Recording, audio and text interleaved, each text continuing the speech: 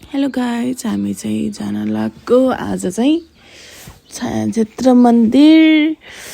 म बहिनी अनि मामासँग हामी छायाचित्र मन्दिर पुग्यौँ। हेर्न सक्नुहुन्छ छायाचित्र मन्दिर।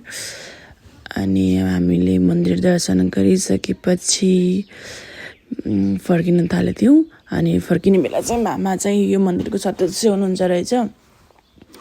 अनि मामाको नाम हेर्न थाल्यौँ, राजबहादुर बुढाथोकी भनेर।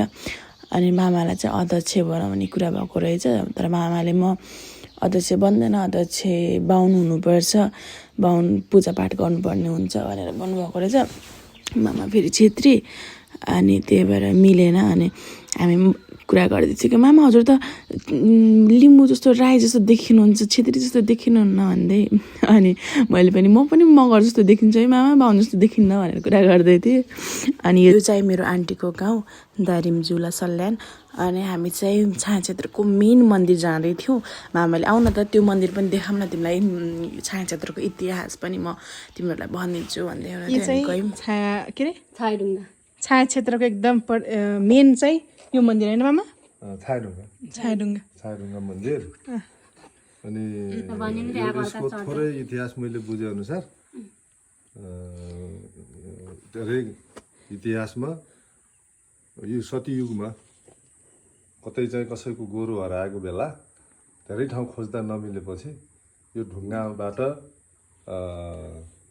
यसो हेर्दाखेरि अनि गोरुहरू चाहिँ हराएको गोरु भेटिएको, त्यसैले त्यो छायाबाट हेरेर गोरु भेटिएको कारणले यसलाई चाहिँ यसको किम्वदन्ती यसरी बुझिन्छ र यसलाई चाहिँ छायाढुङ्गा भनेर, छायाढुङ्गा छायाक्षेत्र, त्यसरी गाउँपालिकाको नाम पनि अहिले छत्रेश्वरी, सापीको छायाक्षेत्र गाविस र छत्रेश्वरी मन्दिर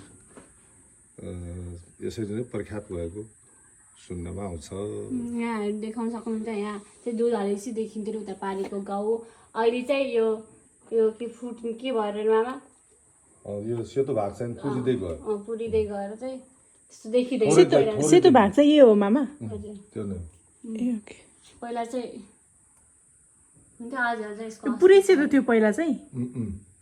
त्योभन्दा झन्डै 45-50 वर्ष देख्न सक्नुहुन्छ यहाँ शिवले पार्वतीलाई उठाएको यो के भन्छ सतीको त्यो लास्ट चाहिँ हुँदासम्म थाहा छैन नि त शिवले। हो नाइस।